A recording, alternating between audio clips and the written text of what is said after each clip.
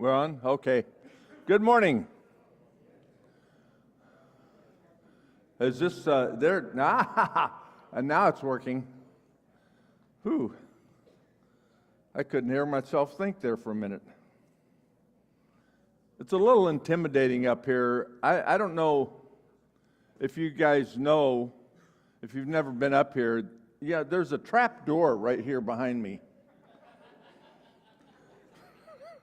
It's a little intimidating, so I hope we don't have to use it. You have the button? Well, I have the microphone right up here. If somebody wants to be the runner for the microphone, Jim. What?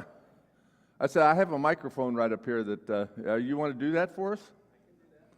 Okay, I appreciate that. Whew, well, I was just sitting around minding my own business yesterday afternoon, and the phone rings, and Dan forgot he was in Idaho. Now, I don't know how you forget you're in Idaho, but no, wait, that's not what he said. That's not what he said. He forgot that he was supposed to be teaching class today because he forgot that this was the beginning of the new quarter. That's what he forgot. He didn't forget he was in Idaho. But it just sounded funny, because that's kind of what the email message said. So we're going to go ahead with it. I'll explain that a little bit, what we're doing in a little bit. But I just wanted to tell you about Virginia Rudischauser. If you didn't already know, she passed away on Friday. It's one of my favorite people. So just rejoice in the fact that she lived such a life that she will be with God. And a reminder to pray for Ernie and Kathy Utter, that Ernie is still recovering from his fall and got a lot of broken bones and has had a lot of operations thus far to keep him going. He's breathing on his own most of the time, according to what Dan's message said. So anyway, he needs a lot of prayers. And anyway, let's go to God in prayer as we begin this class. Almighty Father, we thank you so much for the words that you have left for us and the way that you want us to live that is discovered inside there, that how can we be reconciled to you, and who is this Jesus, and why is this important to us?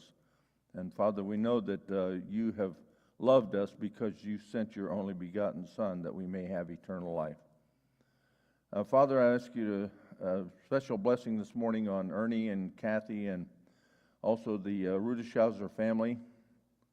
We know that they're mourning this morning, but they are also rejoicing. Father, I thank you for opportunities to study your word, and I pray, Father, that this morning as we contemplate some things that and discuss some things, that you would guide us and give us the wisdom that we need to understand what your will is for us. Father, thank you for Jesus. In his name that I pray, amen. So, Dan, the way he put it, it says, I think what we're doing is we're continuation of what the class was before all this started with Metro, and that was on 2 Corinthians. And he said we are in 2 Corinthians chapter 6. So if you'd join me over there, we'll start there. 2 Corinthians was written about AD 55 or AD 56 by Paul. Wrote it obviously to the Corinthians. It's actually the fourth letter that he had written to the Corinthian church. If you read in 1 Corinthians chapter 5 and also 2 Corinthians chapter 2, he refers to two other letters that were actually written to the Corinthians. We have two of them, 1st and 2nd Corinthians. So it's the central theme is suffering, the relationship between suffering and the power of the Spirit in Paul's life, his ministry, and his message. And he starts off, he's been challenged as he seems to continuously be challenged about his apostleship, and he's constantly having to try to defend that. So we'll find out that's going on again here as well. He says, "Therefore we are ambassadors for Christ, God making his appeal through us. We implore you on behalf of Christ, be reconciled to God. For our sake he made him to be sin, who knew no sin, so that in him we might become the righteousness of God." That we might become the righteousness of God. "Working together with him, then we appeal to you not to receive the grace of God in vain. For he says, in a favorable time I listened to you, and in a day of salvation I have helped you." That came from Isaiah. "And this is the time," he says, "now is the favorable time. Behold, now is the day of salvation." And that's what Paul is trying to get across to the Corinthians. He said, "We put no obstacle in anyone's way, so that no fault may be found with our ministry." How do you put an obstacle in someone's way if you are in charge of a ministry? How do you do that? Yeah, Phil? He was constantly reminding them that he worked hard making tents, all the time, so they wouldn't be a financial burden, because Yeah. somehow the financial burden would cause them to think, yeah, he just came here for the money, and then they would discount him. And it seems like maybe it might have been, do you think it might have been that? That's part of it. That's part of it. I think that, right over here. I was going to say some of the obstacles that were being put in the way. The Jews were wanting to have the Gentiles circumcised in the Jewish way. Okay. The people were wanting them to do certain acts, and I think that's the idea of putting things in front of us, just being saved by Christ and letting him do the work. And it's preaching, like Paul said, the only thing I know is Christ and him crucified. That is the crux of what Christianity is. We live our lives in appreciation for what he's done, but we don't try to make it so that there's a problem in the way. He talks about sacrifices. I don't eat meat that sacrifice to idols because it may make a brother to fall. These are obstructions. Okay. How do you're right back here. Tell me where you were reading.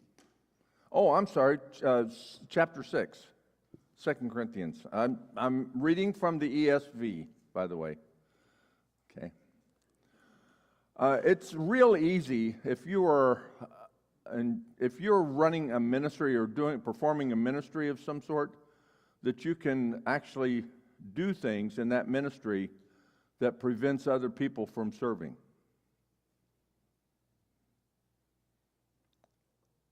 And some of those things might be how you structure and how you insist on them doing it, but also by things that you do yourself that discourage other people. That, well, he's teaching one thing and doing another.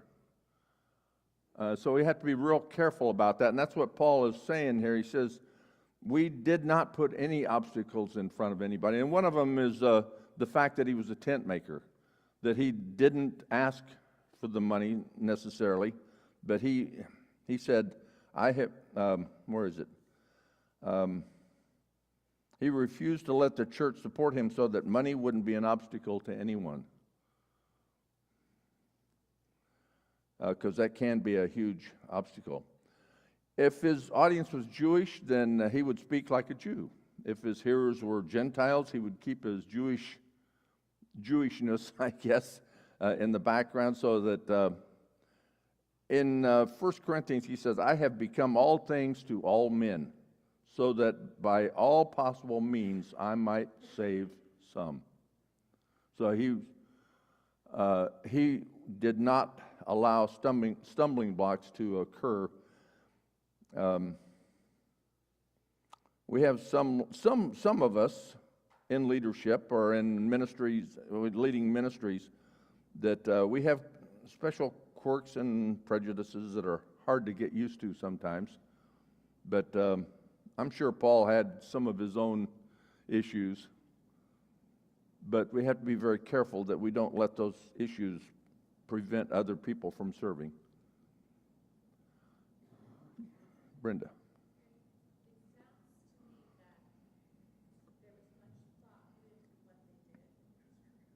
Just, thank you.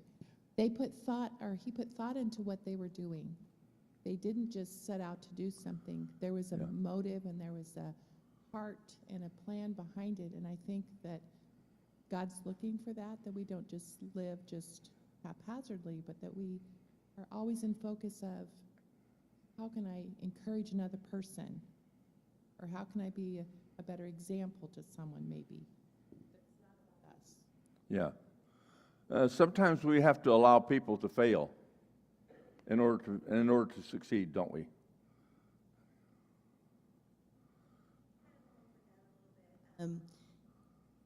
If people come to church, it's usually going to be Sunday morning, and they may be off the street, and they may not know any terms that we all typically know. So sometimes I'll hear maybe from the pulpit, we all know about Esther. Well, not necessarily. So I think we have to be careful and make people feel welcomed and not stupid, because you do feel stupid when everybody else in the room seems to know something and you don't.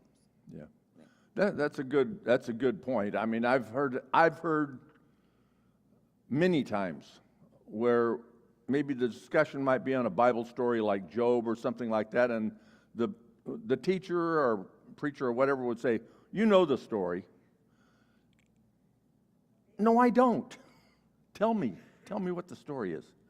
Not me personally, but there could be people there that really don't know it. So it kind of puts a little bit of a stumbling block in their way about, okay, well, I don't know what you're talking about.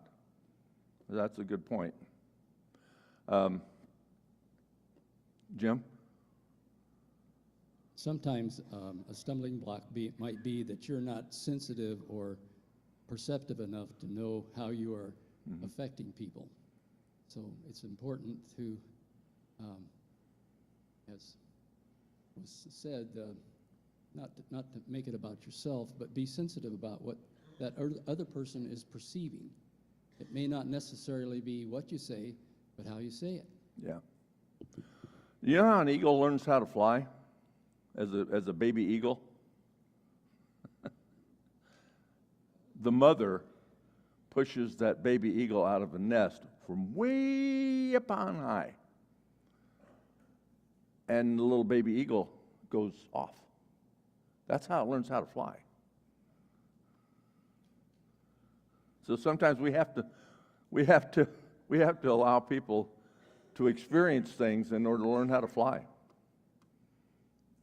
I'm not talking about pushing people off of buildings or anything, but In light of what you just said, Paul goes and answers the question of what obstructions are in the following verses. Yeah. It's not just the bad things, but the good things, the things that are known, the things that are unknown. yeah.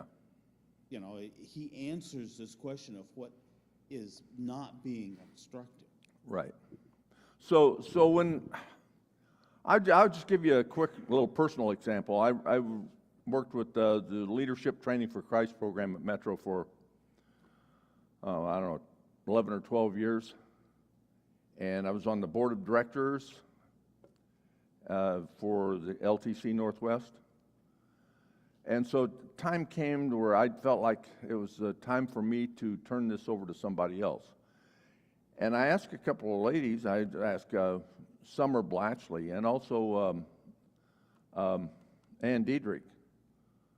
they stepped up and wanted to do it.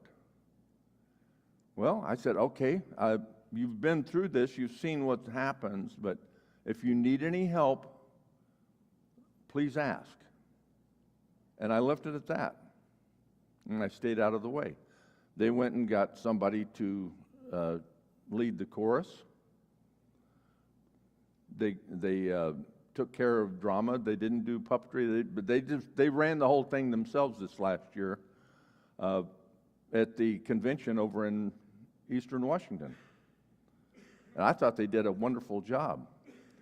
Now, did they do things that the way I would have done it? No, absolutely not. There were some things that I wish they would have done differently, but they have to learn on their own. And the kids that they took over there grew and they learned and they met their objectives. So by staying out of the way, I did not provide a stumbling block to their growth themselves.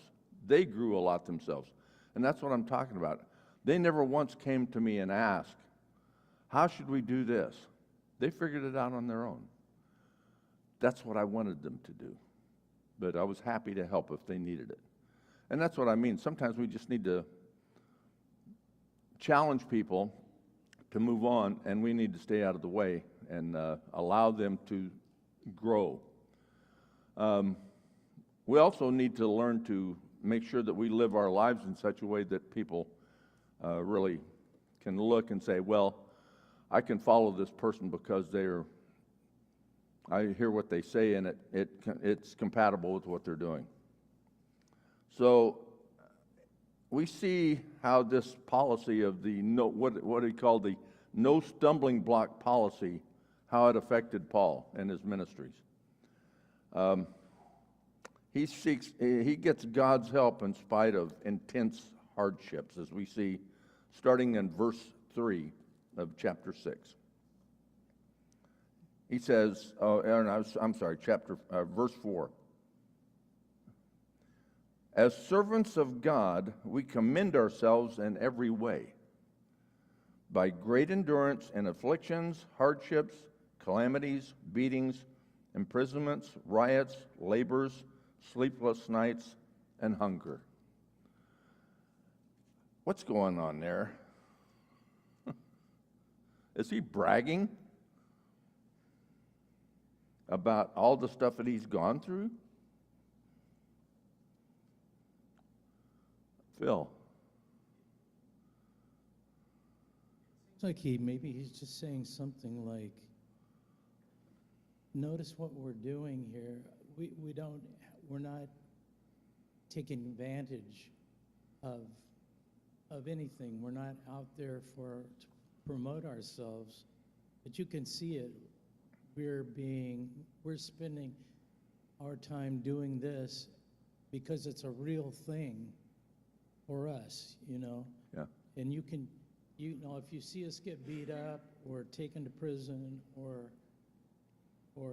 have the magistrates come against us, well, notice that stuff and realize that, we'll commend ourselves to you by what we're doing.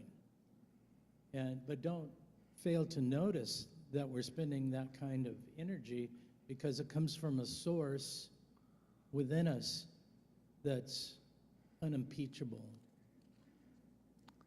So if I look at each one of these things, there's a number of things here that he suggests, like endurance, for instance. What is endurance? What is endurance? Yeah, go ahead. Oh, over there. What's endurance? Keep on going.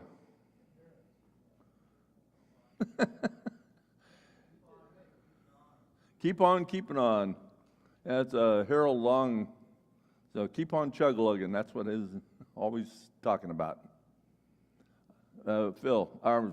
Clint. Actually, if we keep on going down to verse 7, I'll get there.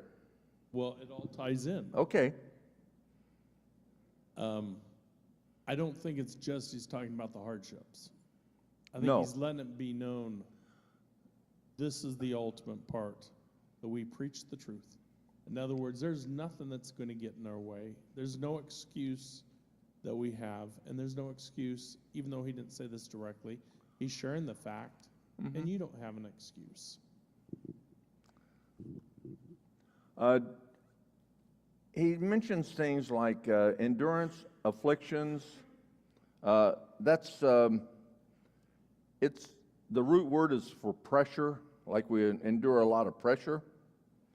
We're being tried. I don't know if you've ever experienced pressure. I'm feeling pressure this morning teaching this class. But they went through a lot of hardships and a lot of pressure, and we got one over here. Go ahead. So Paul is not just talking about himself.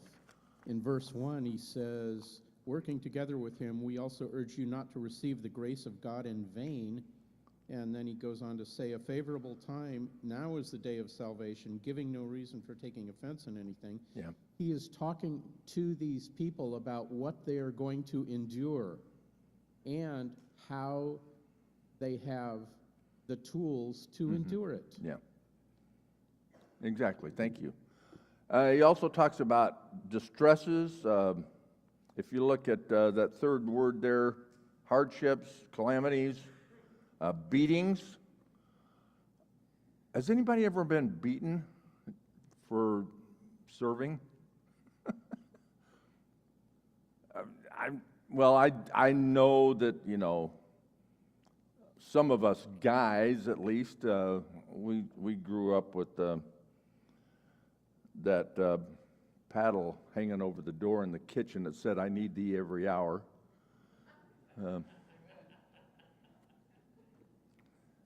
And I wouldn't dispute that at all. I did. I did need it every hour. It's just like pretty much. So we endured beatings as a child, but I don't know of anybody that gets beaten these days.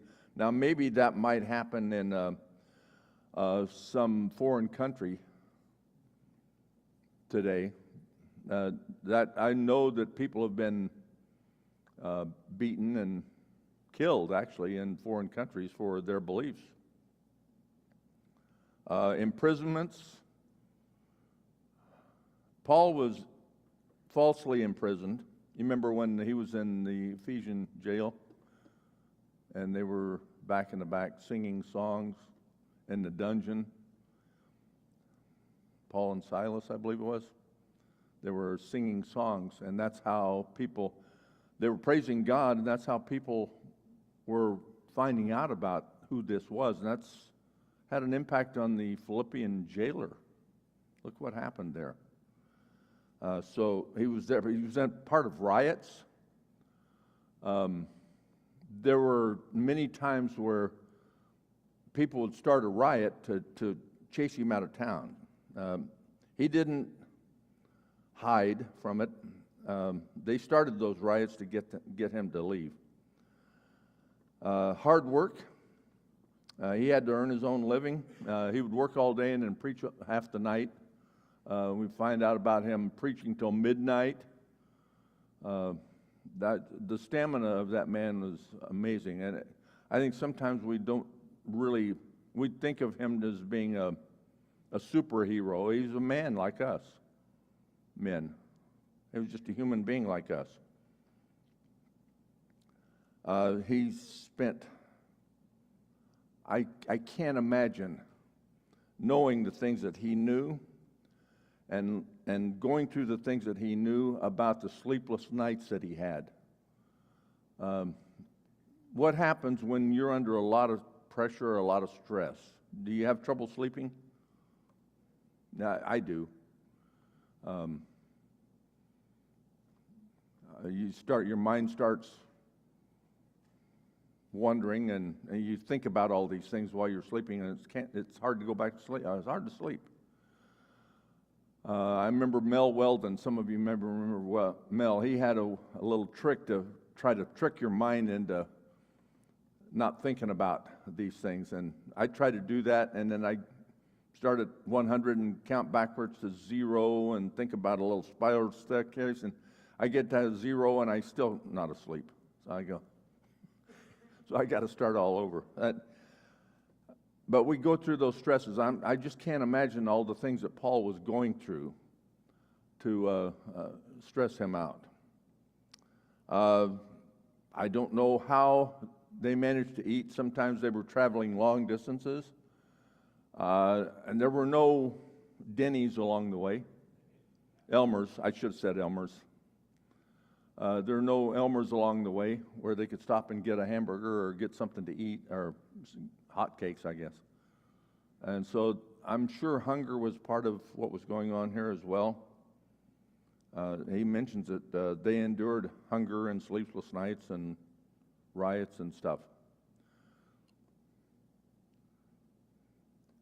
I don't know what kind of ministry you're in or what kind of work you do. I know some of you are managers in the secular world. Some of you were carpenters, construction people. Some of you were computer nerds. Some of you were truck drivers. I don't know what that was. Some of you were housewives. But didn't you have to go through some of these things? You went through hardships. I remember, I know a lot of people that get up at like 4 o'clock in the morning or 5 o'clock in the morning, and they get ready to go to work, and they get on the freeway, and they're stuck in the freeway traffic for an hour and a half. That's a hardship. We look at it that way. And then we get to work, and we have to deal with people that are calling us and asking us ridiculous questions all day and trying to help them out. And then we get in the traffic and drive home for another hour and a half. And so we go through a lot of hardships. We go through a lot of the things that Paul went through. Why? We have to endure that day after day after day. Why do we do that? Yeah. What does God have to do with that? Well, okay. I think he's, are you done? Yeah, okay. Well, okay, I'll grant you, we do it for love. And I don't know if you ever thought about I'm trying to make an analogy here with work, but I consider work a ministry. I don't know if you've ever looked at it that way, but to me that's a ministry. That's an opportunity. We never know what kind of situation we're going to come up with. We have to endure some things that are, we're almost forced to do things that are against our beliefs. And it's even more prevalent today. And so I look at this as a ministry, but I look at the fact that God gave me that position. And it's a blessing. And I do it because of love for my family, for God. And we do it out of love for one another. Jim, got one right here.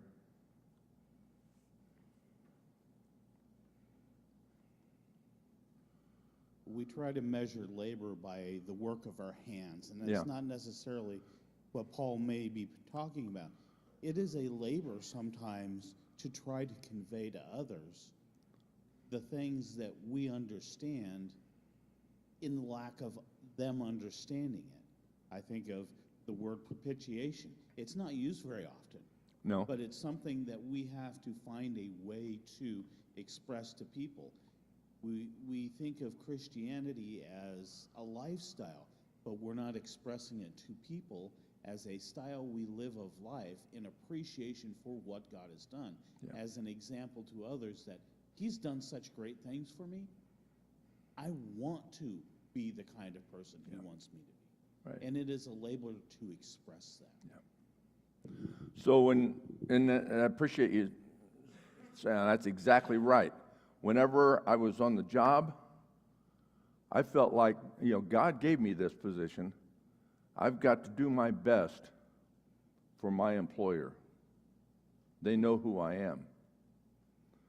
And so that rubs off. And I look around, I say the people that are doing the best jobs are those people that are, you're different. Well, where do you go? Do you go to church somewhere? Yeah, I do. It shows. You never know who you're going to run into. I was playing golf this last week. Shocker, I know that may be a shock to some of you. But I ran across a guy that he mentioned something about a going to a church event, right? And I said, "Oh, where do you go to church?" And he said, "Some place out in Vancouver." And I said, "I go to Metro Church of Christ." And he said, "What denomination is that?" And I go, "It's non-denominational." Where is it? In Gresham. And we're non-instrumental. And he's, "Do you know Glenn Cash?" So, yeah, I get it. But he used to work for Gene. So you never know who you're going to have an impact on along the way. I was working away one day, and some guy that I was working with said something similar, about something he did. He and his wife were going to a seminar, and I go, "Where's that?" And he said, "Southwest Church of Christ." And I go, "What?" I'd worked with this guy for a couple of years, and we finally figured out, I knew there was something different about you. So by the way that, and he was a hard worker, and he endured a lot of these things. Some of those things we have never endured, we have never experienced, but a lot of things we do, sleepless nights, distress, that sort of thing, hard work. Anyway, over here, Art. I do think the challenges that we go through daily with job and responsibilities can be a meaningful part of our Christian lives. In my mind, I think we have to distinguish between the hardships that Paul's talking about are directly for the cause of Christ. Mm-hmm. And I believe we need to be prepared for that. We have a responsibility out of love for people to take a stand against homosexuality, against various moral principles like this. And I think that especially depending on how the election goes, it's going to be illegal to teach such things. And that's the kind of realm where I think we maybe very well need to face the kind of things that Paul's talking about here. So if we go back here and look at verse 6, he does these things, he endures these things by purity, knowledge, patience, kindness. Sounds like Galatians chapter 5 all over again. Kindness, the Holy Spirit, genuine love, by truthful speech, and the power of God, Clint, with the weapons of righteousness for the right hand and for the left. What are the weapons of righteousness? Left hand, shield of faith. Right hand, sword of the Spirit. That's what he says over in Galatians, right? Is that right? So that's what he's talking about here. That we need to live our lives this way, like we have the indwelling of the Holy Spirit, which we do. If we are living by the Spirit, then we will do these things. We will endure the hardships, all the stuff that happens to us. We will endure those things by purity, knowledge, patience, kindness, the Holy Spirit, genuine love, by truthful speech, and the power of God, with the weapons of righteousness for the right hand and for the left. What about that knowledge thing? That kind of threw me a little bit. Why is that in there? Any ideas? Lou? Enlighten us.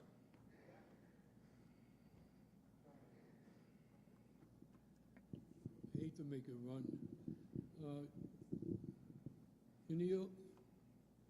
In the New Testament was the Old Testament. Almost everything in the New Testament was said in the Old Testament. Okay. And today it's the Bible. It's our knowledge of God and our knowledge of our way of life. That's the knowledge. Knowledge of God, that's true. That's true. And so what about the knowledge of God? You know, we're hamstrung a little bit by living in the city. Did you know that? Because if you go out eastern Oregon in the middle of the night, you go up on Mount Hood in the middle of the night, what do you see? You see billions of stars. What is that? What value is that?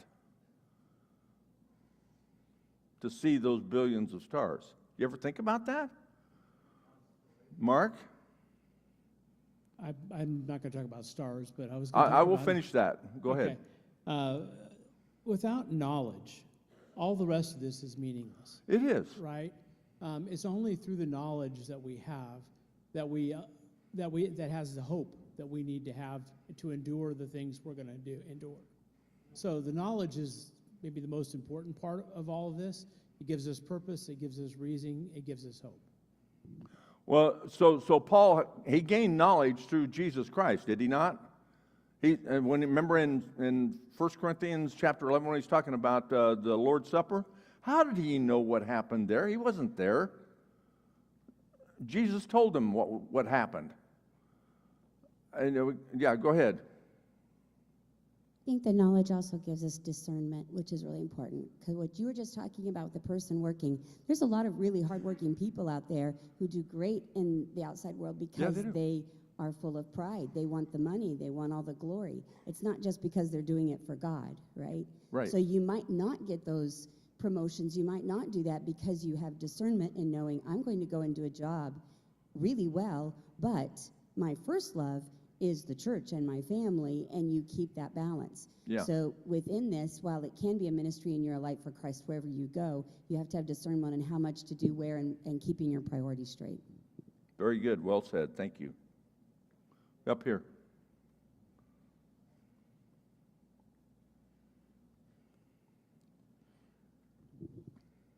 I'm going to try to throw a monkey wrench into all of this. Okay. There is more to the Bible than just the acknowledgement of God and who he is, the relationship we have. Yeah. It also shows us how man is both accepting and rejecting. And the Proverbs are the great example of the nature of man, both being, if he follows God, wise, but if he doesn't, how foolish he truly is. Yeah.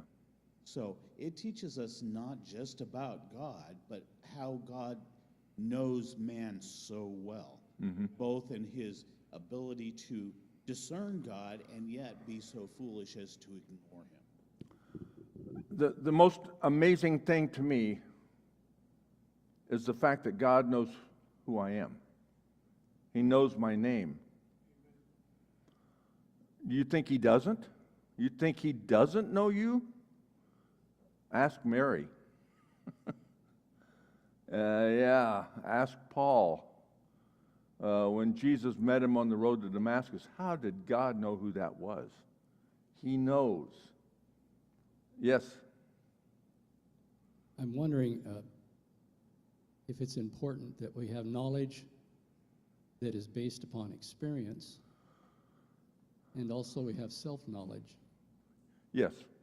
We have to know ourselves before we can communicate honestly, transparently.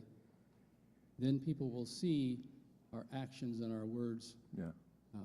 I think that's right. But let me just give you a quick little picture here. You realize where you're at? You ever seen one of those maps of the universe? You get a picture of the Milky Way galaxy? You know that thing is 100 million light years across? Are you kidding? Or 100,000 light years across. So it's way over there. That's a light year is the distance light can travel in a year. And you take 100,000 of those things, you're talking about light, when it came out of God's mouth, would circle the earth 7 times, okay, in 1 second. Like, wow. That knowledge scares me. I wouldn't want to be there when that happened. Wow. But we're on the spinning ball that is hurling through space, and it's revolving around the sun. Did you ever notice that we have the seasons for a reason? It takes a year for the earth to get around.